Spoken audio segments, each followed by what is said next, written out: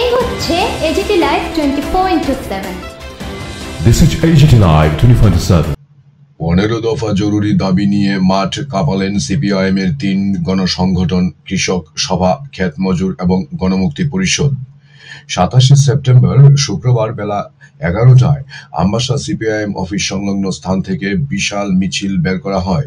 মিছিল শেষে দলীয় দপ্তর প্রাঙ্গণে অনুষ্ঠিত হয় পথসভা। সেখানে উপস্থিত ছিলেন কৃষক সভার রাজ্য নেতা পবিত্র কর, শ্যামল দেব এবং অমলেন্দু দেববর্মা।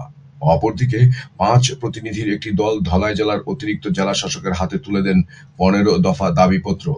কৃষক সভার ধলাই জেলার সম্পাদক তরুণী দেবনাথ এক সাক্ষাৎকারে 15 দফা দাবিগুলি তুলে ধরেন। Bureau report, AGT Live 24/7।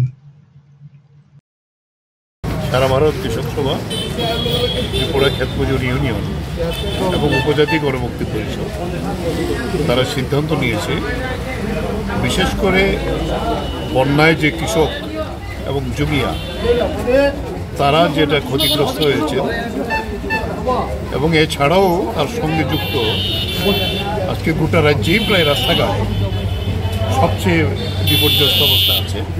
প্রধান সড়ক, জাতীয় সড়ক 18 আমাদের আধ ঘন্টা আসতে দেরি হলো এই সড়কের কারণে। এই সমস্ত বিষয়গুলো আমাদের একটা ডেপুটেশন জেলা শাসকের কাছে দেওয়া হবে। ফলে সেই ভিত্তিতেই এই ধলাই জেলার উদ্যোগে মিছিলের পরে আমাদের ধলাই জেলার প্রতিনিধিরা তারা ডিএফের কাছে যাবেন এখান থেকে অনেক দূরে। এই সময় তো আমরা এই দাবিগুলো নিয়ে ব্যাখ্যা করা হবে।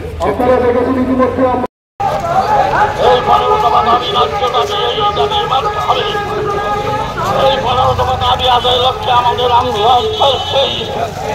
এই 15 দফা দাবি আদায়ের লক্ষ্যে আমাদের আন্দোলন চলছে।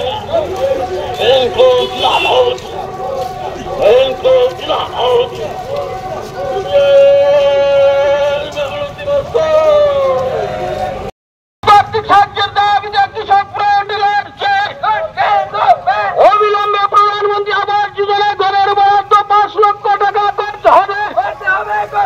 কৃষকদের ভর্তুকিতে পর্যাপ্ত সার, ঔষধ, কীটনাশক সরবরাহ করতে হবে।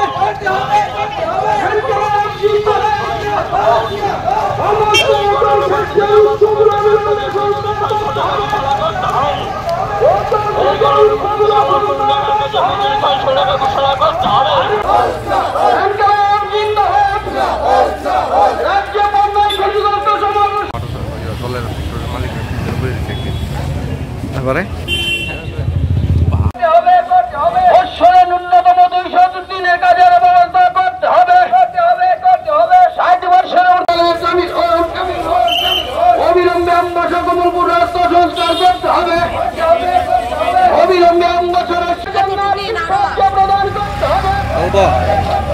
অন্যায় ক্ষতিগ্রস্তদের পর্যাপ্ত সাহায্যের দাবি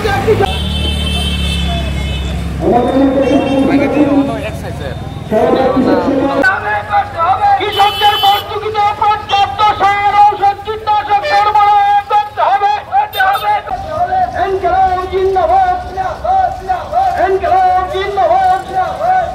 কৃষক ফ্রন্টের ডাকে জনগণের করতে হবে। উৎসবগুলো সংস্কার করতে হবে।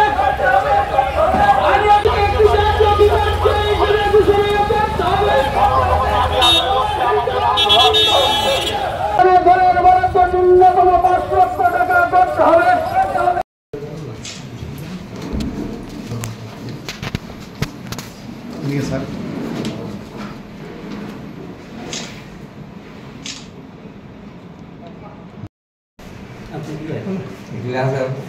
অনেকটাই কম, আমরাও আমি আরেকটা চাই। আমার নাম Subhashji, ADM PP along with senior deputy minister. আমার আরেকটা কাজ চলছে। আমি স্যার তরুণ দেবনাথ, ত্রিপুরা ক্ষেত মজদুর ইউনিয়ন ধলাই জেলা কমিটির সম্পাদক।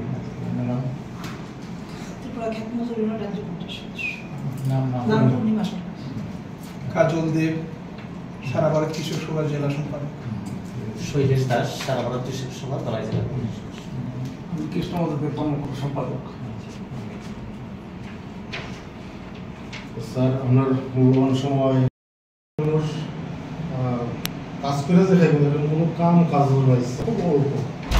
আমরা এখানে স্যার বিশেষ করে অনুরোধ করব যে এই প্রাকৃতিক বিপর্যয়ে ক্ষতিগ্রস্ত তারা এরকম অবশ্য মানুষ তাদের বছরের 200 দিনের কাজ এবং মজুরি জিনিসপত্রের দাম যেটা বাড়ছে স্যার কিন্তু আপনারাও স্বীকার করবেন মজুরিটা আমাদের 600 টাকা করতে হবে। এটা বর্ণনার বিষয়টা আর কি স্যার সঙ্গে যেটা করতেছে এটা আপনারাও জানবেন সাংবাদিক বন্ধু আপনারা যারা আছেন যে বিশেষ করে এই টাকা কোনো পরিবারই গড়টা তার সম্পূর্ণ করতে পারতেছে না।